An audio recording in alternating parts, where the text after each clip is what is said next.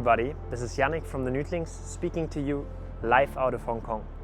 After posting the most recent video, there were a lot of questions about where are those hikes that you shared the clips of? How do we get there? In this video, I want to share with you my favorite hikes that suit every occasion. So no matter how you feel that day, there's one hike for you in those suggestions. Over the past 2 years, I spent almost every weekend out on trail, and I curated my list of the few best hikes in Hong Kong. And I would really love to share that list with you. Some of those hikes are a bit more challenging, others are very beginner friendly. Hong Kong is such a perfect place for people who love the outdoors. Even if you're buried in skyscrapers, nature will always be just a stone's throw away. Right now, for example, I'm in the middle of Causeway Bay, where we live. Busiest district there is in Hong Kong. And in less than 15 minutes, I can be right in the shades of the forest on my own. But the city has so many hikes that you can literally go for years hiking every weekend without doing the same trail twice. So therefore, to bring some suggestions, some of my knowledge and share that with you, here are my 10 favorite hikes. Without further delay, let's get started. Number 1, what's the best hike to do with your Tinder or Bumble match? So here I can highly recommend to do Luggage Road. Luggage Road starts at the peak tram station, and then it's just a flat, very easy walk even. It's not a big hike. So you can take a bus or walk up to the peak tram from Central. Especially during evening, during twilight hours, it's beautiful to see how the skyline goes from daylight into night mode, and you have a breathtaking view over the city at night. Especially in the evening, there won't be many people around, so you can find a quiet space, sit on a bench, and immerse yourself in long and deep conversations with your date. Number 2, what's the best hike to do when you're working from home and you just want to squeeze in that lunch break hike? So it shouldn't be too long. And here I absolutely love to do Braemar Hill. This one I sometimes do for lunch breaks, sometimes I do it for after work, because it's also a very, very nice spot for sunsets. You can just easily take a minibus from Causeway Bay Station, go up to Braemar Hill Station, and then from there it's a less than 4-kilometer hike up the hill, having a beautiful view. You can make a picnic up there, enjoy the view of the harbor, of Kowloon and of the central skyline, catch some sun, and then go back down and take the bus back down to Causeway Bay. So this one's one of my favorites, my comfort hike, you could say. Number 3, there's so many peaks and summits in Hong Kong. I mean, you can see a lot of them behind me, but what's the best one to watch sunset from? There are a few, but my personal favorite is Mount High West. Mount High West is also very easily accessible from the island. You can take a bus, you can walk up from Sheung Wan, and then it's a short but very steep hike with a lot of stairs. You get rewarded with an almost 360-degree view of the bay. You can see Central, you can see Kowloon, and you have a beautiful view of Lantau Island. Therefore, this is my personal favorite, but make sure that you pick a weekday, because during weekends for sunsets it can get quite crowded. Number 4, what's the best hike to do when your parents are visiting you in Hong Kong? And this one I can speak from experience too. I choose Violet Hill for that one. It's an all-in-one package, because you get nice skyline views, you get a single trail that's usually not too crowded, and finally, which is really nice, you also get to relax and chill at the beach in Repulse Bay after your hike. Very accessible, you can take a bus up to Parkview, and in less than 4 kilometers get to experience all these perks. Number 5, what's the best hike to indulge in solitude? So here I picked Sunset Peak on Lantau Island. This one's usually not too crowded, it's a bit further off, which means you need to travel if you're living on the island. But therefore, when I went for the hikes there, either alone or with friends, we were completely alone. There was no one around. We were there during sunset hours, and we were just on our own. As it's so far from the island, you get to experience a break of all the noise, the hustle and bustle of the big city. So if you like to spend a day on trail in nature with beautiful views and some solitude, I recommend you this one. What to do when you feel strong, courageous and really motivated. Number 6. This one's also on Lantau Island and it's Lantau Peak but via West Dog's Teeth. The climb up is very steep and technical, but you get rewarded with super nice views. When it's clear, you can even see the island with the skyline.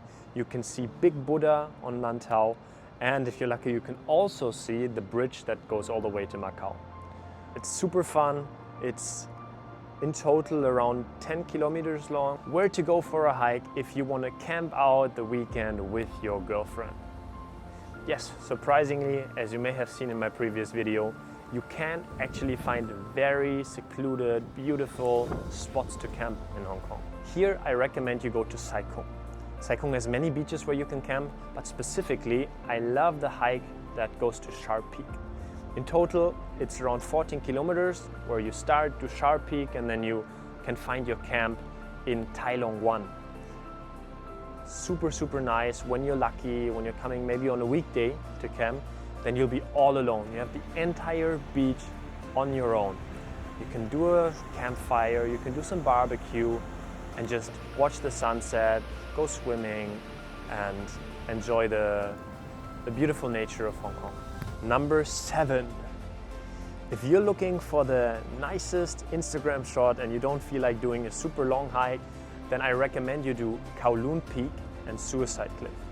This one's very technical and can also be dangerous, so make sure you are A, well aware of what you're doing, and B, you have very good shoes. This hike is less than 4 kilometers long, and at the end of it, you have a beautiful view of Kowloon, and if the weather is clear, you can see all the way to Central and even some of the outlying islands. This hike really shows the big contrast between city and nature in Hong Kong, because everything's so close together. Number 9. Second last recommendation is, what do you want to do for a great Sunday hike with friends? Sunday you have a bit more time, so you have some time for commuting.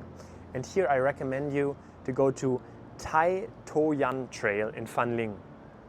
This one is usually also not too crowded, so you get to have some of the trail just for yourself and your friends. It's a ridge that goes for around 8-9 kilometers from trailhead to the end. You have very stunning views, not only of Hong Kong's nature, but also of Shenzhen across the Chinese border. Super interesting and a big recommendation. Number 10 and the last recommendation today, which hike should I do if I'm hungover? Saturday morning, you drank too much last night, but you still feel like, I want to sweat out, I want to detox, but I don't want to do too long of a hike. And maybe you slept in and it's already late. So what I recommend you do is Lion's Rock, a classic in Hong Kong. It's less than 4 kilometers long. You have easy access and you get nice city views, you get to sweat, and it's not taking too much of your time. The views speak for themselves. I want to share some more about Hong Kong hikes. Most of the just mentioned trails follow the big 4 in Hong Kong, namely Mek Lo Hos Trail. First trail marker. Mek Lo Hos Trail goes 100 kilometers all the way from east to west in Hong Kong, and I think even National Geographic has decided that this is one of the world's most beautiful trails. Another one of the big 4 trails is Lantau Trail. As the name suggests, it's a round trip of Lantau Island, the largest island in the Hong Kong Peninsula. It's around 70 kilometers long, and also here, very beautiful, a bit more secluded, a bit more off the beaten path compared to Mek Lo Hos Trail. Number 3 is Wilson Trail. It's a 78-kilometer long trail going from south all the way north, almost to the Chinese border. This one's very technical and very difficult. So it has a lot of ups and downs, but in the end, of course, very nice views too. Last one is the Hong Kong Trail. If it wasn't that long, I would have added it to my 10 favorite hikes list because it's 50 kilometers. So if you want to do this one in one day, you have to hurry up and start early. If you're really ambitious, I can recommend that to you too. What if you want to do any of the 3 long trails of the big 4, but you don't want to go back home and come back on trail the next day? So Indeed, Hong Kong has great options for multi-day hikes. Reason being that there's always supply somewhere. Every hike you're doing, either at the beginning, the middle, or the end, you will pass by either a restaurant. You won't be too far away from a little village at the coast or in the mountains. A lot of the trails even have some vending machines for drinks, for food along the trail.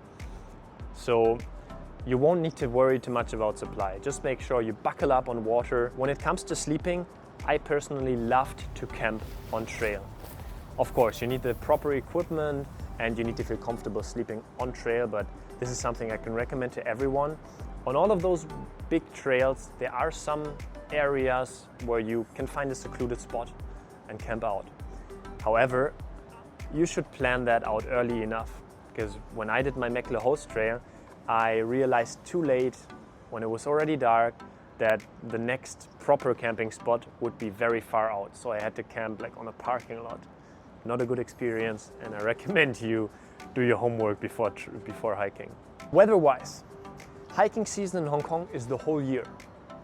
But in winter it's much nicer. It's much more comfortable weather-wise because the temperature is not so hot. So in winter we're talking like 10 to 20 degrees and very dry air.